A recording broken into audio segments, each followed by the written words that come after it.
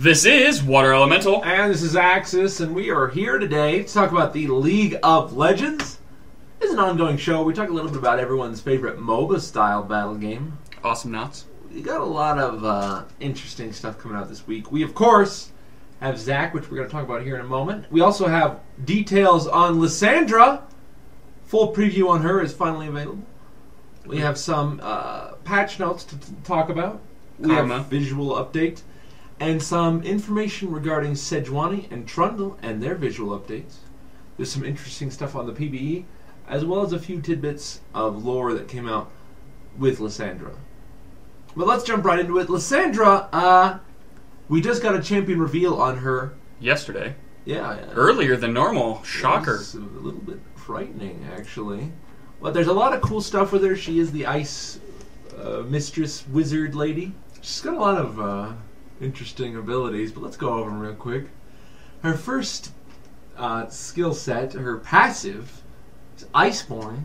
After a brief cooldown, Lissandra's next ability will cost no mana, and hitting an enemy with a movement impairing ability will reduce Iceborne's ICD. Her first ability is Ice Shard. Lissandra throws a spear of ice that shatters on contact with the first enemy struck, dealing damage and slowing their movement speed for a short duration. Enemies behind the struck target also take damage. The ability after that is Ring of Frost. Lissandra freezes the area around her, dealing damage to nearby enemies and rooting them for a short duration. Her final basic ability is Glacial Path.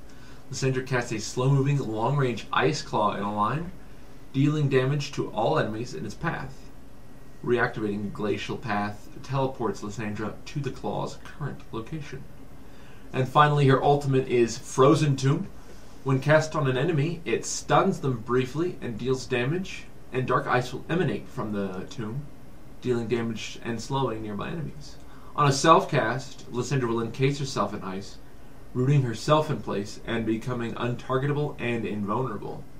Dark ice emanates from Lissandra and deals damage and slows nearby enemies. So this is an interesting skill set. She's a very aggressive mage from what it looks like, compared to some of the other ones that you want to kind of step back and kind of poke with. She's going to be all out, poking, either using minions to get the shatter off. Yeah, all of her skills do damage, so that's an interesting setup. And even her escape mechanism can be used as a damaging tool or a engage or anything.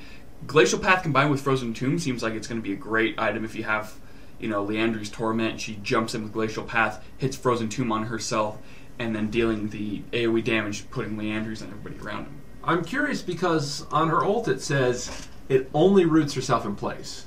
It doesn't stun her out. So she might still be able to cast while she's Frozen Tomb.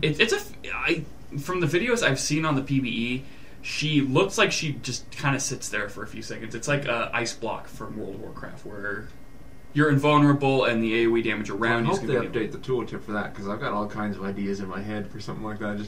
Alright, I'm going to tomb myself and I'm going to throw my claws as they get on me, tomb myself. Just wait here for a second. Boop! And then jump over. But there's a lot of cool stuff that you could possibly do with her kit. She's got a decent amount of CC. She's got a good amount of damage, maybe, depending on the ratios. She's got a very cool looking ult and kind of an interesting way to get out of combat. I'm curious how long Glacial Path goes, because she might be able to jump over some pretty big walls. It looks like it's the range of a little bit farther than Nocturne's Q. That's a long way. It's pretty long, and you can see it. Goodness gracious me. And she can teleport right to the end, I think. Goodness. So, I don't know. It's all of her particle effects and stuff look fantastic. Her, constantly on, that changing, like crystalline ice as she moves around. She's got the Ragnaros feet. What feet? He just kind of... Exactly. But no, she looks fantastic. She looks a little bit like Magic the Gathering's Eilish North if she wore black. With a jet engine head? The wings are for speed. She's a Harrier. Have you seen her alternate skin yet? You mean red version? Red version, instead of... It's going to be Pokemon, Lissandra. You have blue version and red version. Only thing that matters is, one particle. I hear they have different sound effects as well. But we'll have to take a look at it here on the PvE. Otherwise, I know a lot of people are feeling betrayed because of the previous lore that was established for Lissandra in regards to her being the Ice Dervish. But Again, we'll have to look further into that when they officially release her lore. So they retconned her, like, before... Yes, they retconned her a lot, just like they're retconning Trundle. We'll get into It's those. just, We'll get into those. But that's Lissandra so far. It looks interesting. We'll have to see when she comes out. I'm probably going to pick her up. Definitely me too. She seems very interesting, and for a very aggressive mage, I'm all for it. Indeed. Next up is, of course, ZAC. ZAC's champion that came out a day after we did our last podcast. We didn't really have a chance to talk about him too much. But ZAC, now that we've seen him in-game, we've got some thoughts about him. ZAC's an immensely powerful jungler. He's got really, really good clear times, really, really good sustain, amazing ganks. Very mobile. Kind of low damage, but the utility in his kit, the CC, and just the low cooldowns, make him kind of overpowered, honestly. I don't feel he's overpowered. I feel he's strong, but I've never felt I've seen a ZAC that isn't hard, like super, super, like deadly. Like, I can bring him down pretty easily if you can kind of bait out his skills and stuff like that. He slowly whittles himself down because of the way the slimes work. So I can just keep poking at him, and then when he tries to poke back, I can kind of zone him away from the slimes. And even so, if he does pick up the slimes, he's gaining less health than he used for the spell. So I can kind of whittle him down with that, and then finally go out with a final. Well, his health gain per level is so high, I barely even see him go for the health bits anymore. Like, it's not worth it. They go in a random direction. You know, the thing that I've been seeing is he's a lot like Maokai when Maokai was popular jungler, because he's just so good with that jump, and the CC gets from that. Then he pops into his ult. It locks somebody down for so long and puts out so much AoE damage. He can clear creep waves while he's ganking, which is what makes him so deadly. And I feel like the amount of CC he has with the range he has and just how quick he can get off abilities, even though they don't do much damage individually. Combo together. They combo together and they come off cooldown really quick and just constantly harasses. And he's so tanky, it makes diving such a breeze. It's such a breeze. But he's horrifying as a jungler. As a top lane, I haven't seen him as a top lane very much. I haven't seen him as a top lane either. The only times I see him is in jungle, but again, like, when he does come out for a gank, he slingshots in. Even on top of tower, he like slingshots in and then just goes right into his ultimate and just kind of keeps you stunned there as everybody else just kind of pecks at you. And then he just leaves. I've had a lot of ease with him as a top laner because I usually play a character with a soft CC or two or a silence. I just lock him down when he tries to jump away, and that's really his only getaway because he's kind of actually slow to start out with. Yeah, he's really slow considering, like, you think a slime would kind of move a little bit faster. The gelatin. Faster, Jello! Faster! Use that momentum! But amazing jungler. Not too terrific as a top laner. Kind of like a lot of these tanky junglers are. But he can do something really interesting with his slingshot. He can use Smite in summoner abilities as he's flying over him. Yeah, he does a flyby airstrike. Yeah. Jumps over you, drops it, ignite, and just keeps going. What was that? It's a bird! It's a plane! Nope, it's napalm. No! Oh, God. Just farming in jungle, all of a sudden you just see him fly I over. want to see him pull a Superman and just fly over an AD carry as they're about to die, pop heal, and then just land on the other side of them. Just rescue them.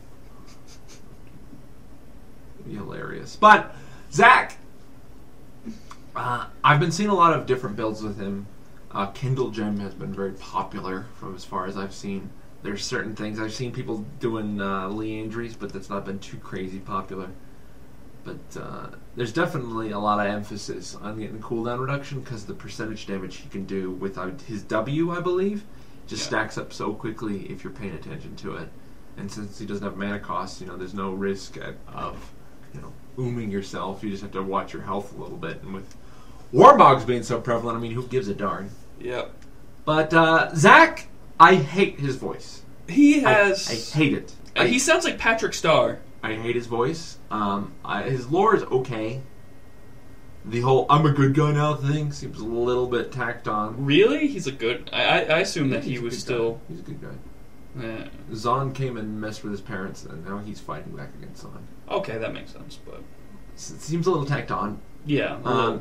Skill set's really great. He's got some unique mechanics, which we're always like, so I'm going to give him a solid 9. I mean, he's He's a great character. I was never too excited for him, but I can't ignore good champion design when I see it, and decent lore combined with sort of a refreshing kit. Even though I don't really care for his lore or his voice, those are just personal gripes. And they don't really have too much impact on the game, honestly.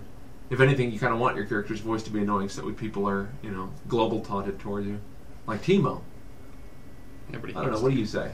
I give him an 8. Like I said, there's some flaws to him. His design is really great. He brought something unique to the league, which of course is pretty good. The build-up for him was nice. The hints towards him before he even was announced was pretty good.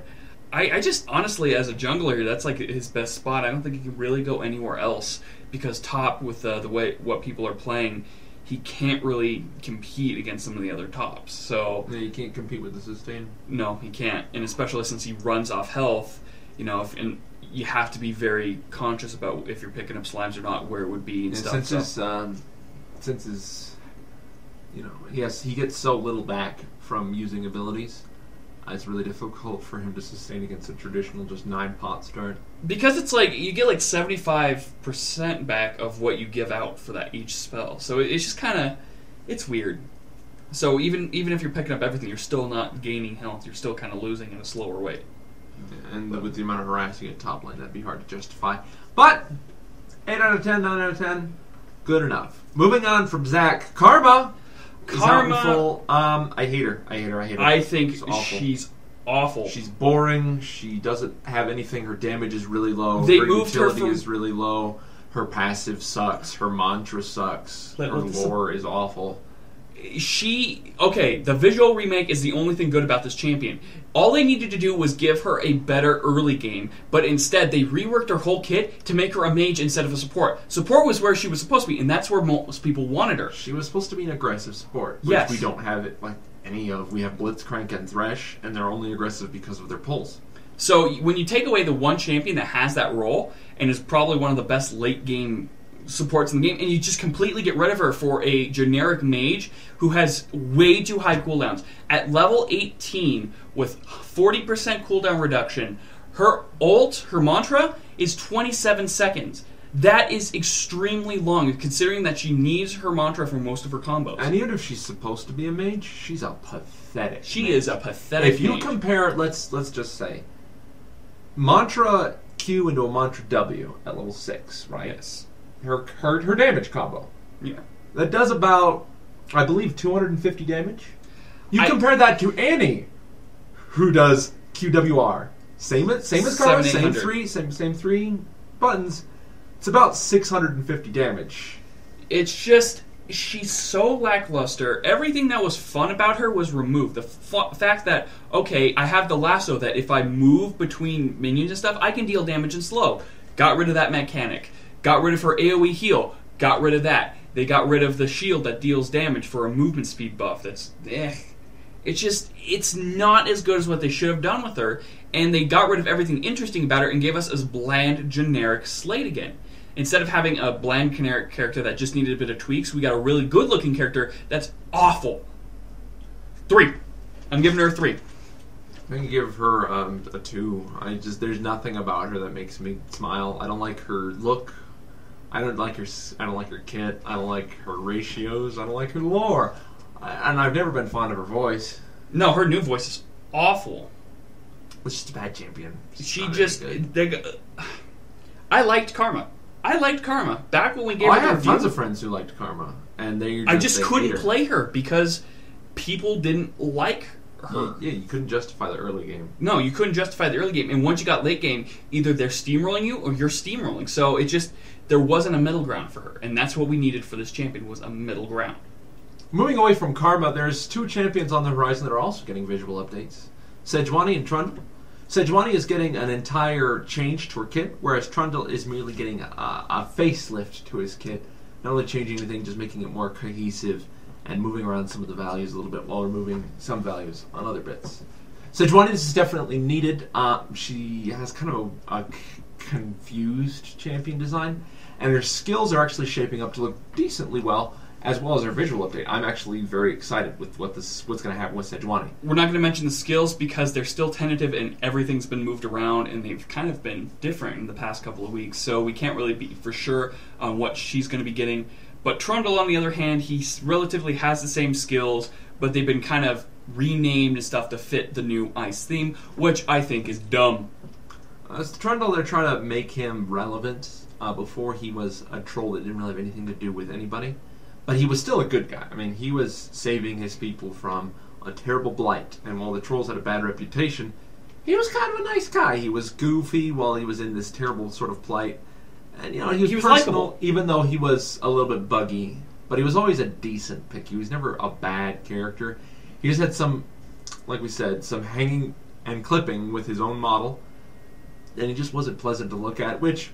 Ooh! But at the same time, that's what kind of made it charming, was he's rotting away. Of course he's not pleasant to look at. I know, he's having a bad time, but he's still a fun guy to have around. Now he's like the troll king, and he broke into Lissandra's castle and stole a chunk of never-melting ice, and he's now the king of the trolls, and blah, blah, blah, blah, blah. Yeah, boring. I mean, in his lore, he smashes another troll's head and he caves it in and takes he's like... Yeah, there's no more anybody. I'm the only person that's in power. He's kind of a doucher now. It's kind of upsetting because I like Trundle. He's cute. Now he's just.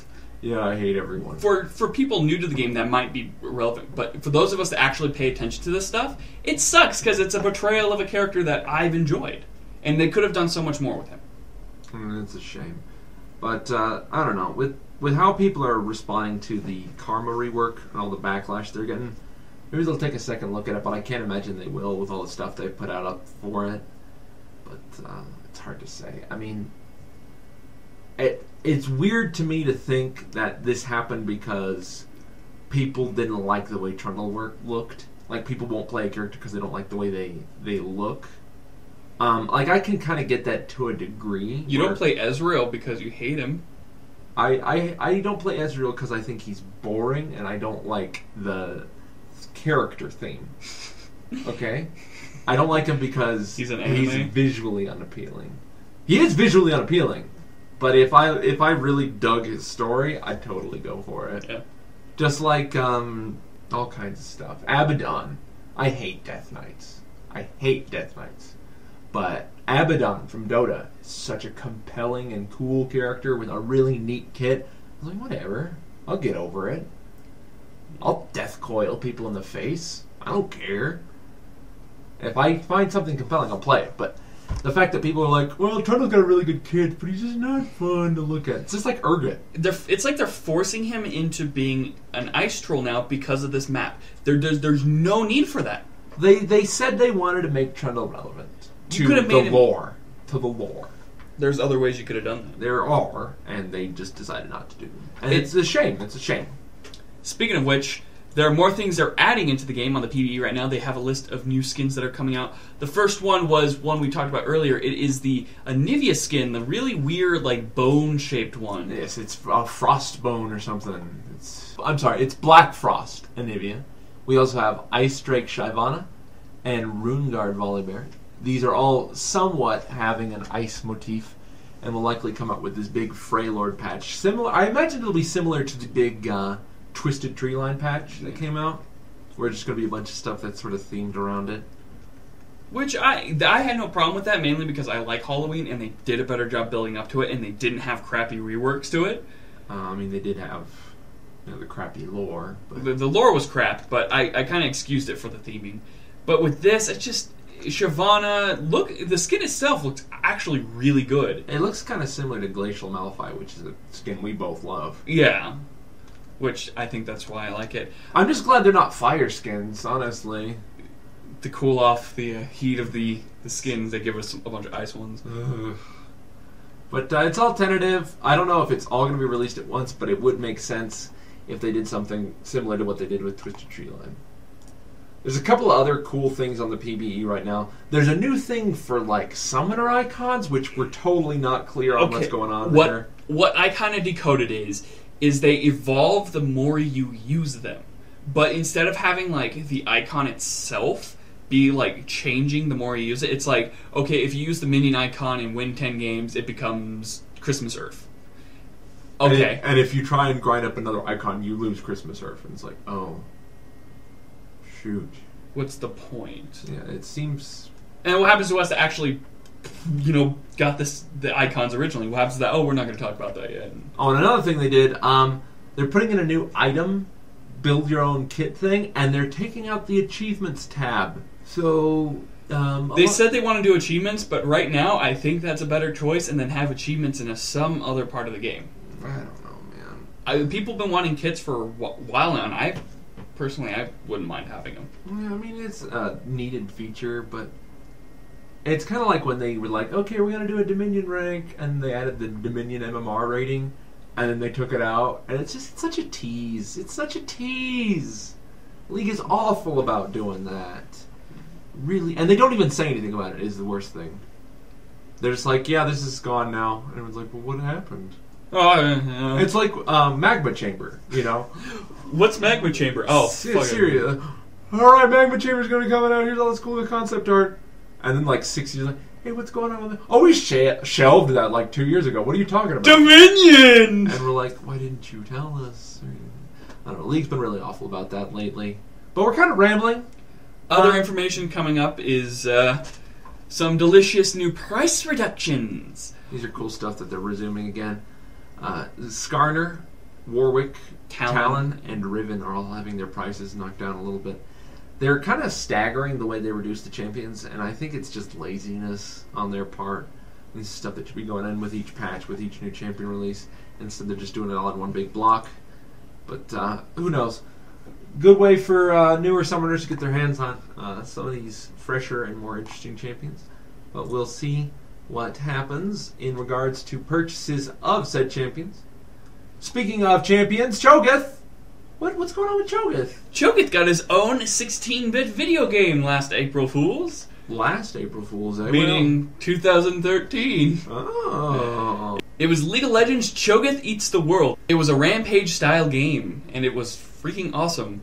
It was pretty cute to play. Yeah, and it had like a Teemo minigame, and it had some fun stuff to it. Like, it was good for a good minute. I thought that there would be more to it. Like at the end, they kind of teased something. A free skin, maybe. That's what I was thinking. So I kind of like grinded it, and I got to the end. I'm like, oh, hard mode. They had a timer on the top of the website, and then when it hit 0, nothing happened. I believe they were supposed to open Oceanic servers. Was that because it didn't say anything when it hit 0? It was just kind of like, ta-da, hit 0, and I'm like, okay, thanks. Game over. Just shuts down everything. Like, oh, blows up your computer. That is one of the interesting April Fool's jokes they did. No Earth skin, funny enough. Yeah, that's because that's the main thing I was looking out for. I'm like, there's no skin this year. It's kind of weird, but we'll get over it, I imagine.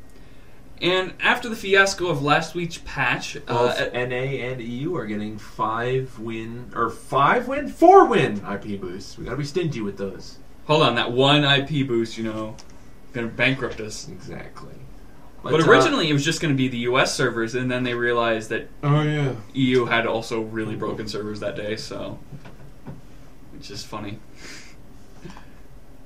But kind of weird stuff from League this week.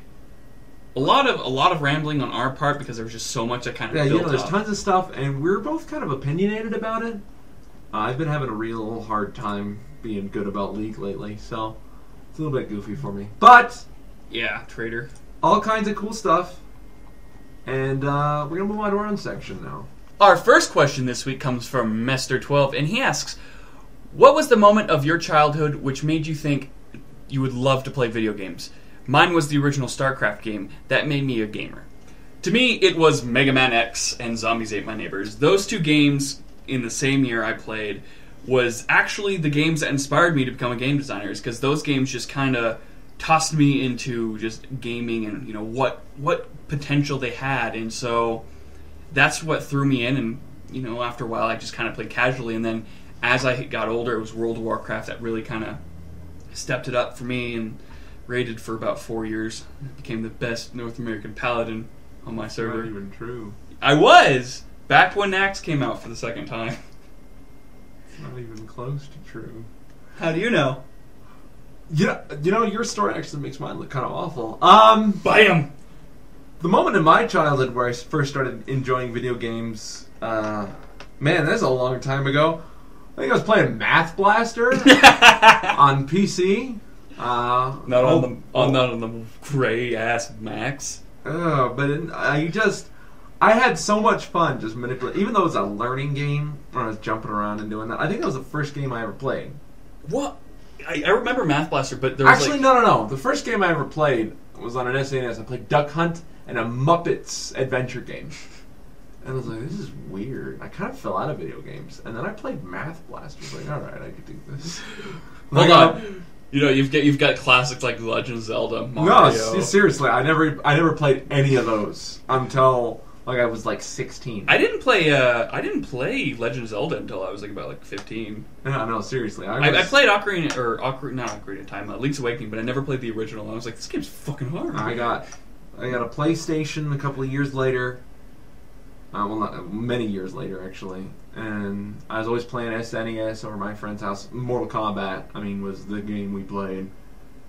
And eventually I got my PlayStation and Soul Calibur. I was all about that. Metal Gear. Friggin' love Metal Gear. PlayStation had, a lot of memories for us. Oh, yeah. And Gex, End of the Gecko. I could go on.